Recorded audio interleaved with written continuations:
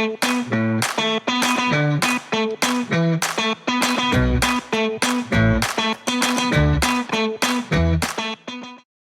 used to come to Elafonisos when I was a child, from Kythira, where my summer house is. So I remember Elafonisos when there was no one at Simos, really, literally, 15th of August, and there was no one. So now there are many people. That's a good thing for the local society. Not good for me. I don't come anymore. But, you know, it's local societies should live together with nature, and they should use nature for their prosperity, for their sustainable development. And that also requires that they protect nature as well. So we have a small island, which is an advantage, because you can do many things in a small island. We saw what it has been done in Astypalia, of course, with the help of some private money, which is always very important and should be very welcomed when it is available. I'm glad that it seems that we have passed the era where private money used to be something very bad. I was in China last week and in a city called Xiamen, and the city of Xiamen, the University of Xiamen had a special department on how to turn the scientific ideas to business proposals. And that was in the last communist country of the planet, last, with the exception of Greece, of course, of Greek universities. So things are moving. So Elafonisos is a small island. This is an advantage. It's a beautiful place, but there are many problems. I will talk about the protected area, and you know, all Elafonisos is in the network of Natura 2000 protected areas. But we need to start from the basics. What are the basics? The mayor of Astypalia, again, said them. Waste management. It's an island of 350 people in the winter, and maybe 1,000 or 1,500 in the summer, depending on the season, on the month. So, first, do we need a waste management facility on Elafonisos, or is it's more reasonable to transfer the municipal waste, you know, across the shore, and you know, to Molaus or to Scala, Neapoli, wherever. Of course, that is part of the waste management plan. But okay, the waste management plan is not a differential equation. You know, it has many solutions, and it's part also of public discussion and political decision. So I believe that for a small island like Elafonisos, it doesn't make any sense to have a landfill site here. Also from an economic point of view, from an environmental point of view, and from an economic point of view. But again, we know what's going on. And Elafonisos, and you know, existed many years, and there is accumulated waste in certain areas. So there are problems, historical problems. We don't blame anyone. I mean, it's not the mayor. It's, you know, before this mayor, there was another one, and before the previous one, there was another one. So it's a historic problem. So we need to deal with these historic problems to make a clean start, okay? And of course, you know, recycling. Okay, recycling is good.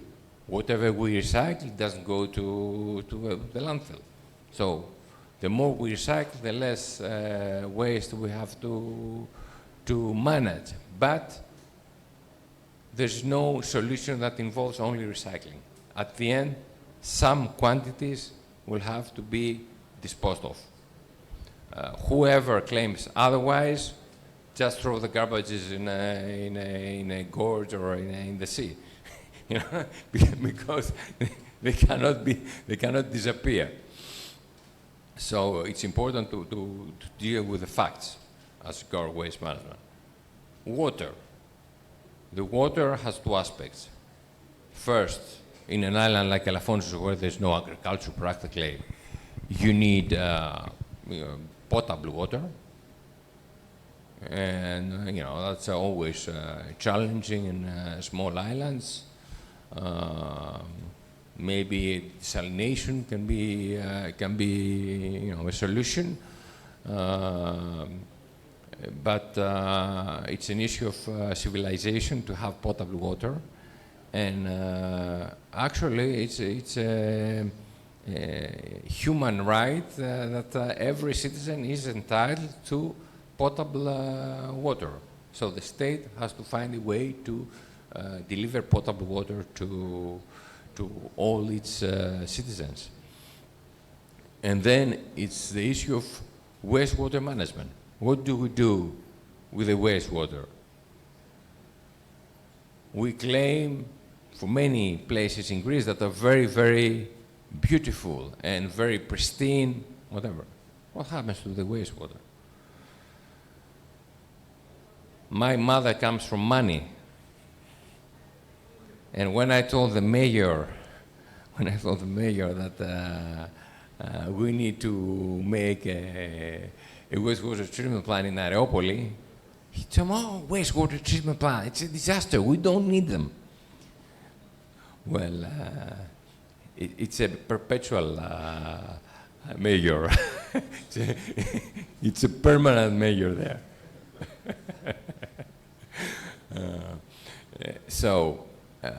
It is absolutely necessary to have proper wastewater treatment. The wastewaters need to be properly dealt with. The new directive that was voted a few months ago, that makes it a legal requirement. But apart from that, it's an essential requirement to establish and support the touristic product that we want to sell.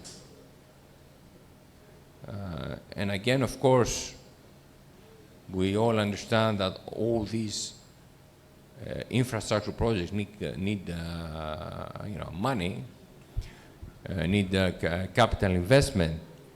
But if it is done properly, it's not so expensive as it seems.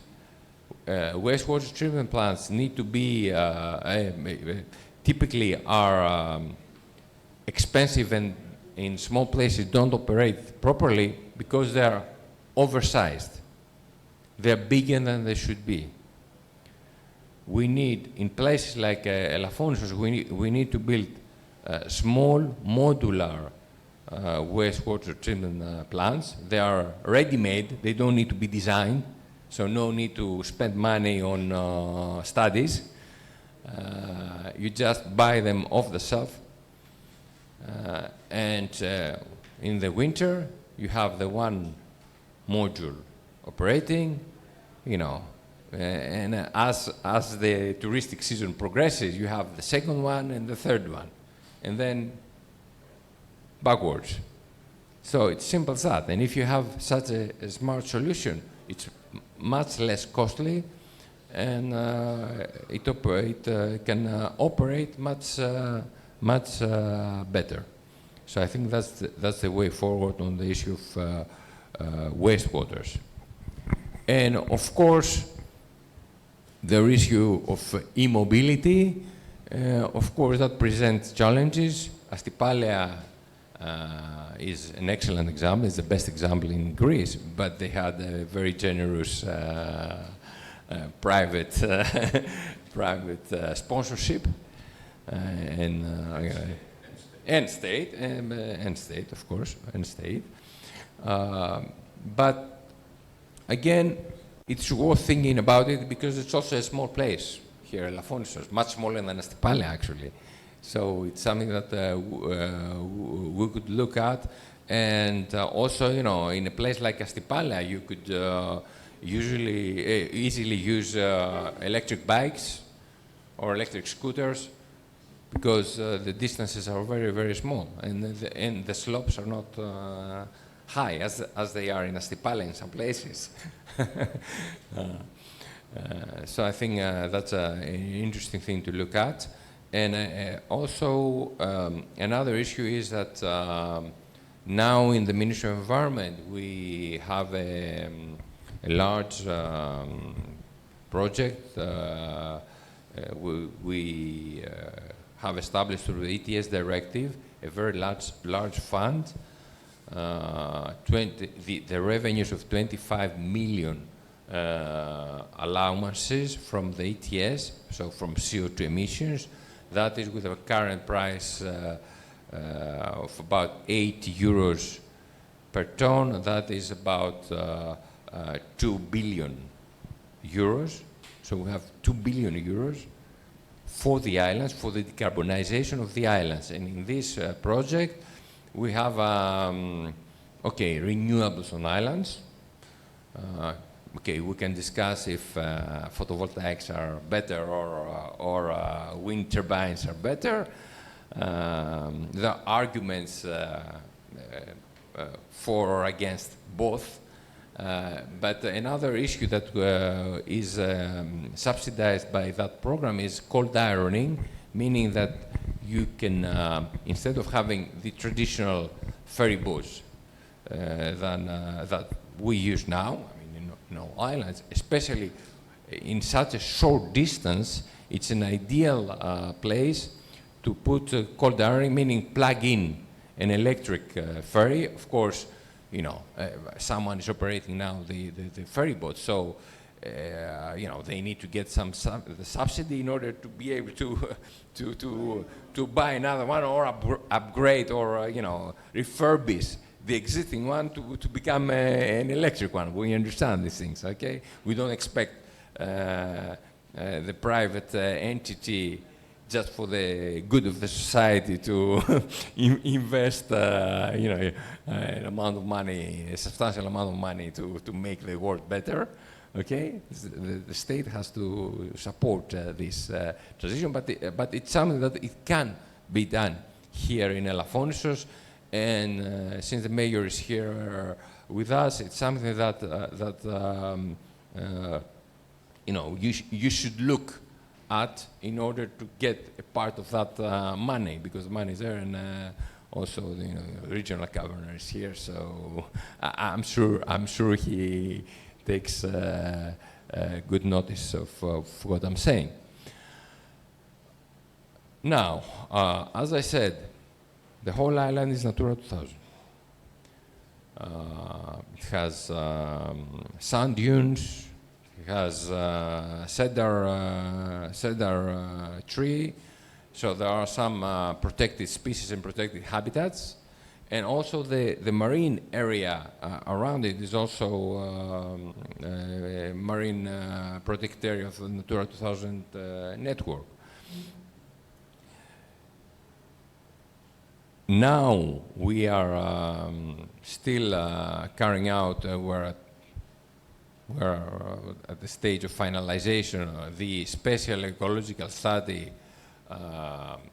for that part of Peloponnesos, meaning the southeast part of Peloponnesos, that foresees some zoning and some land uses depending on the exact zoning, if zone 1, 2, 3, 4, okay? The truth is that it's a quite prescriptive legal framework that we have to follow, over-detailed. Our objective in the Ministry of Environment is to change it and make it a little bit more flexible. But since we have tried that twice and we have failed, we hope that by September, October, it will be this amendment of the existing legal framework will be carried out, but until it happens, we have to follow the existing law, no matter how restrictive it might be. Because if we don't follow it, the Council of State won't approve whatever we do, because it's a presidential decree. So it's not really up to me or to the minister. It's the law has to be followed.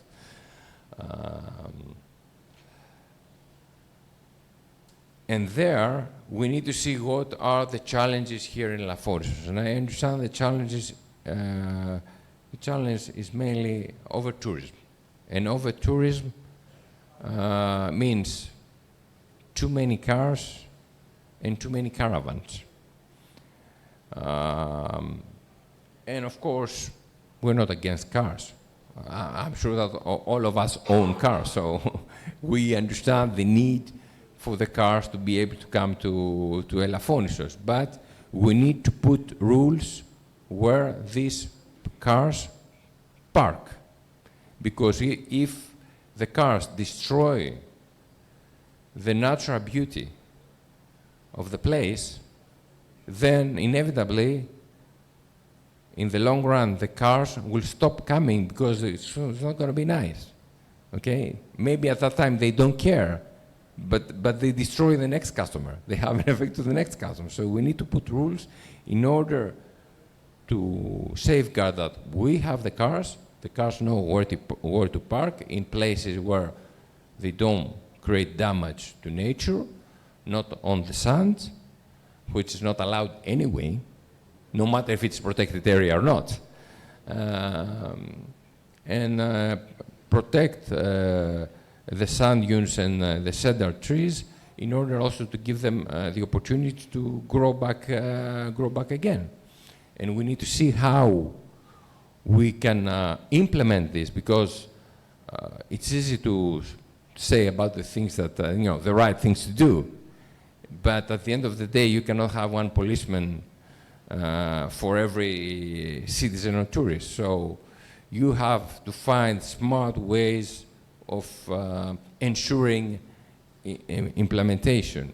And that is also the issue with marine protected areas, because we have 119 actually marine protected areas in Greece, but how do we patrol them? The truth is we don't. They are so fragmented.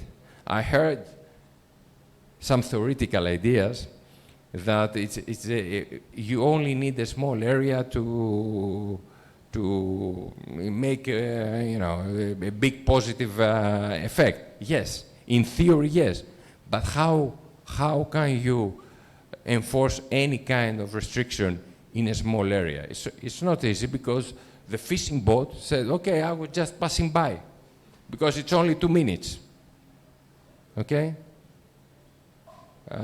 So that's an issue. And what we intend to do about that, we have already announced in the our Ocean Conference that took place in Athens in April, that we, and also aligning with what our Prime Minister has said, that we need to have 30% of our marine marine territorial waters protected by 2030.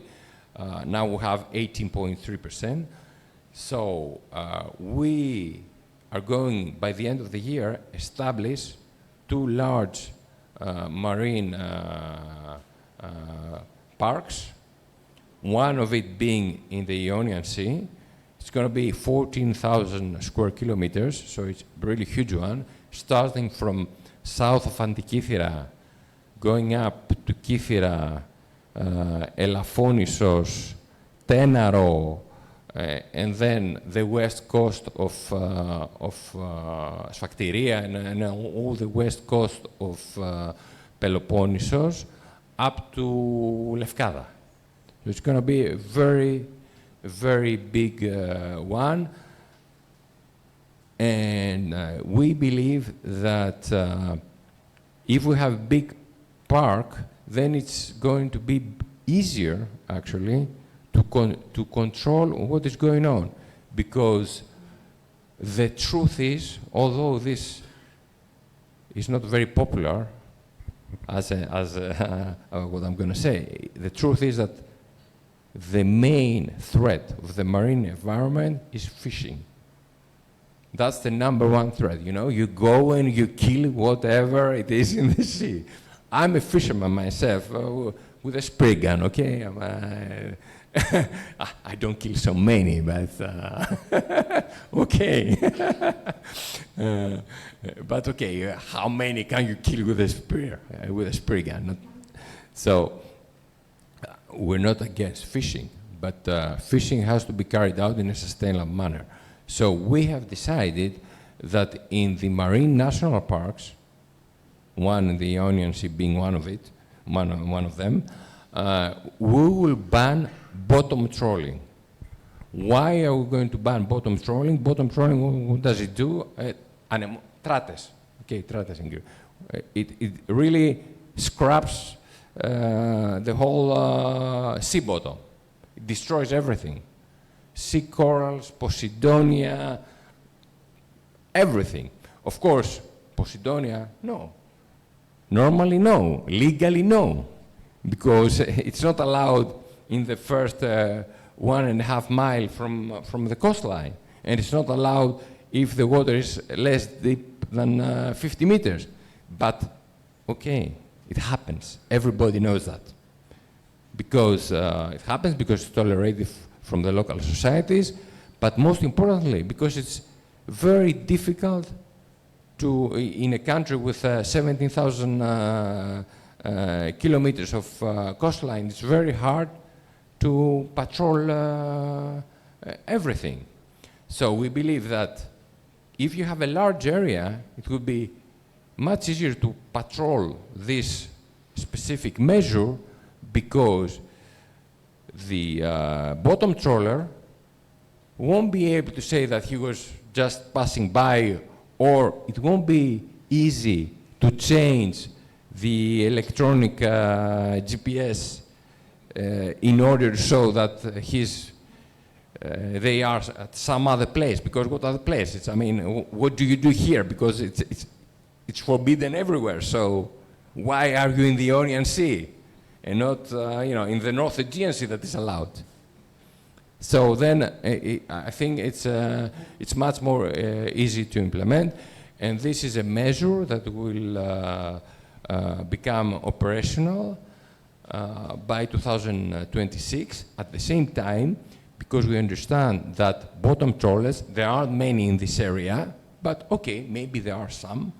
But anyway, they can come from Kavala to Kythera or to Crete. They travel long distances. There will also be some compensation for the loss in the income that they incur in order to have a smooth transition. So hopefully that is something that will make a big difference, and in reality it's going to give a boost to the other part of fishing, which is the coastline fishing, paraktialia in Greek, which is the most common type in this also spearfishing in these areas.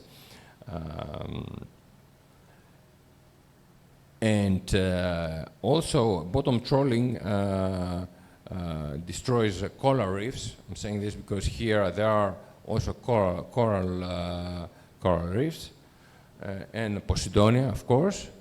And yes, the anchoring is a problem for Posidonia. There's no doubt about it. That's why OFPECA, NECA in English, has a program of establishing eco-moorings, so floating buoys where the yachts can go there and not wherever, not randomly. So the destruction is much less compared to just go randomly and with the anchors. At the same time, the area here between south of Peloponnesos is a passage for large sea mammals, like sperm whale, for example. So we are establishing, actually next Tuesday we are signing an MOU, we're establishing a warning system. It will be established in the straits between Kythira and Tenaro and Cape Maleas. So in this triangle, there's going to be 3 buoys that will, using radars, ultrasonic systems of locating the big sea mammals. It will locate the sea mammals and will set the signal that a big whale is passing by. So then a signal will be sent to the big ships that pass here in the straits to slow down, because that has been proved that it reduces the collisions. So we're going to have less killings and injuries from collisions. This is something that has been already tried in Pylos area. But there it's more difficult because it's international waters. Here it's territorial waters, so the implementation is a little bit, easier. And of course, none of these measures won't have been established without the active support of the Prime Minister. Because you have to know that despite the fact that it's a right-wing government, it's a very green Prime Minister. I think he's a greener politician in the political spectrum. Sometimes our problem is that he's too green. So us as Ministry of Environment, we are trying to water down sometimes the green ambitions in order to be more rational and have a smoother transition. Of course, another issue that we have to see how we deal with is the anchorage of ships here in the Gulf of Neapoli. But in any case, what is important to remember is that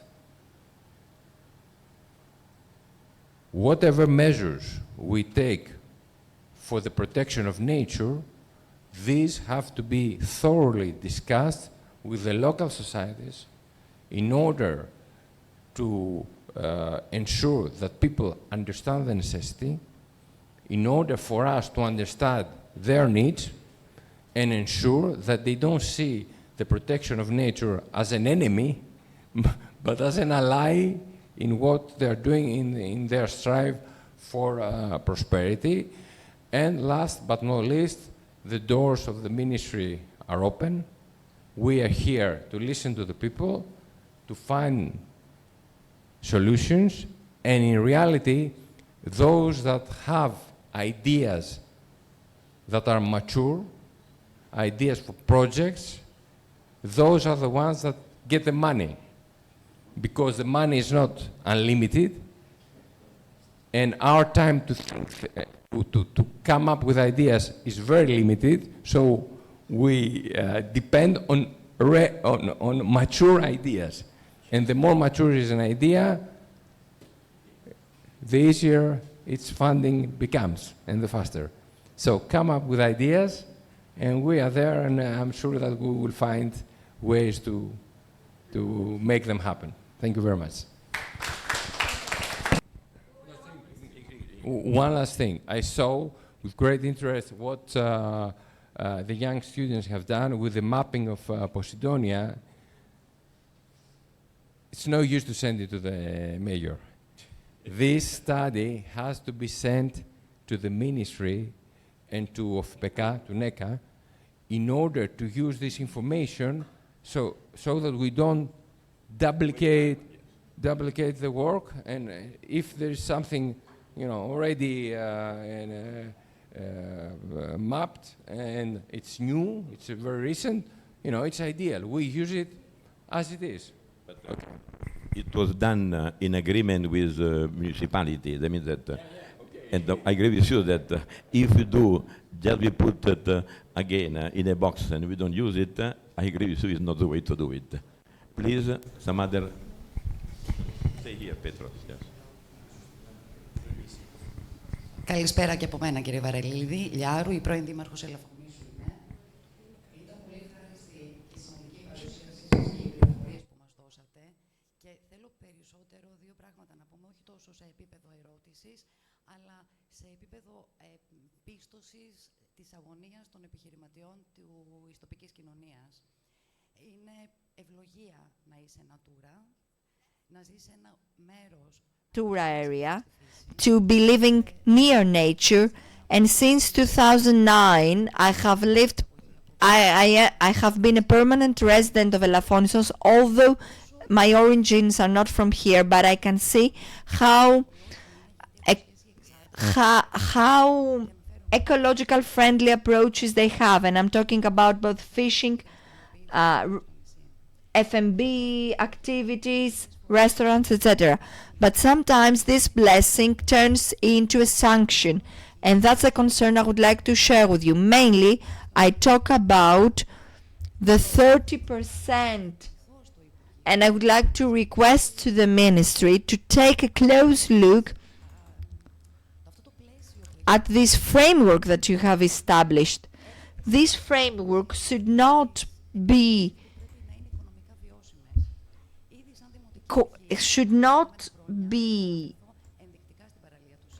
prohibiting businesses to be sustainable. There are very few posts that are in the beach of Simos for local businesses. Very few local businesses there in order to respect the sand dunes, etc. But I need to share the concern of business persons with you. They want to feel that this blessing, maybe during the touristic period, can turn into a punishment for them. Indeed, there are specificities in each and every area. On my part, I would like to thank the Ministry of the Environment for preparing on our behalf the special plan that will be under consultation, and we have requested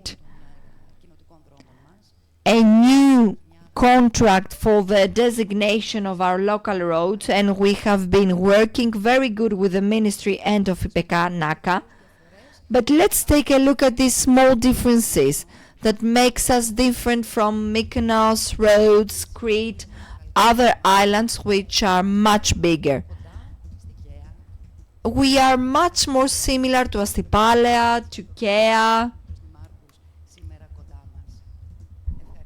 Thank you very much.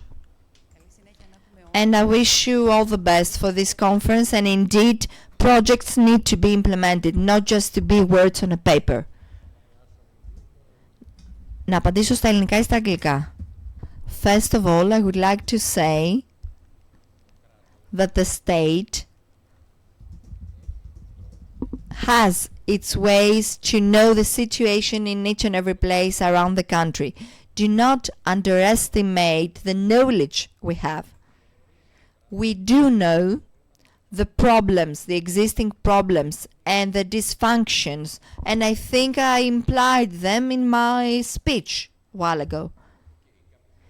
Yes, okay, sometimes we choose our fights, we all do. But this doesn't mean that we don't know the problems created.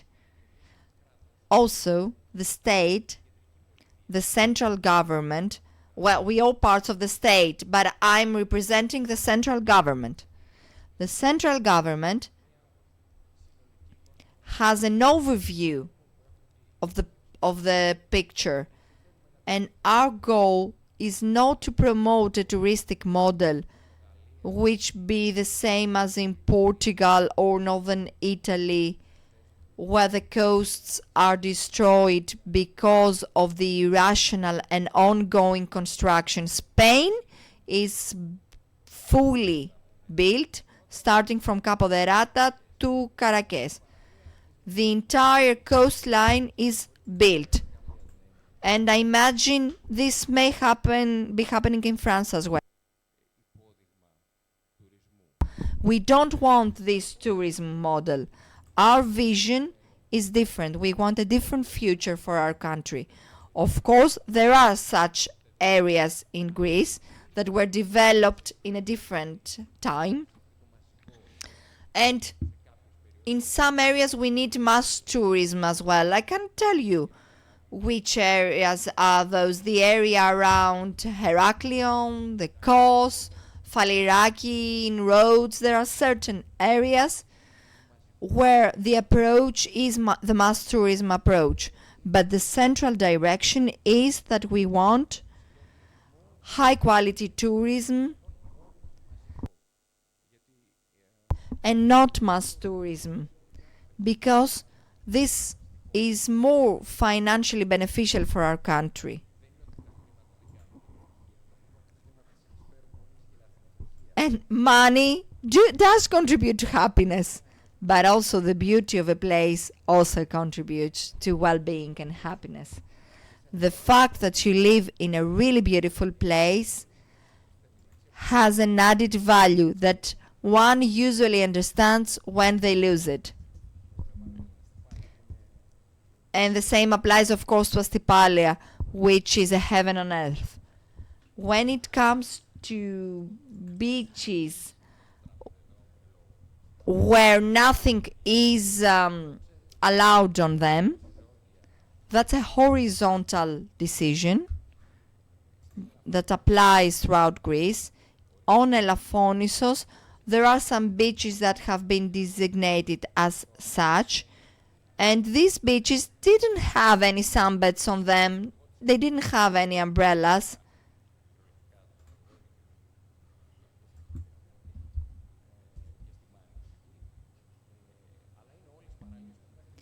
All of them were beaches on which there were not sunbeds anyway, so there is enough space for the local business persons to develop their business activity as well. And as an economist, let me tell you that based on the law of demand and supply, when there is a high demand for sunbeds and the sunbeds are fewer, the price goes up. So I find a way to regulate everything. So I understand your concern, because there is this micromanagement day by day, especially in the tourism sector. But at the end of the day, if you take some distance and take a look at the situation, these things find their way to be regulated. Finally, I forgot something before. The idea about diving parks is a really interesting idea. Of course, ideas are judged by their details. So in order to implement something, you should take a look at the slightest detail, because a diving park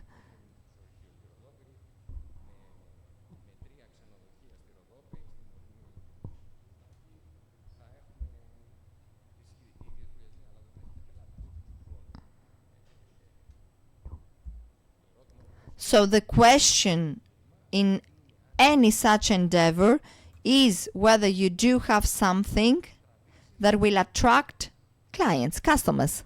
Will it attract people?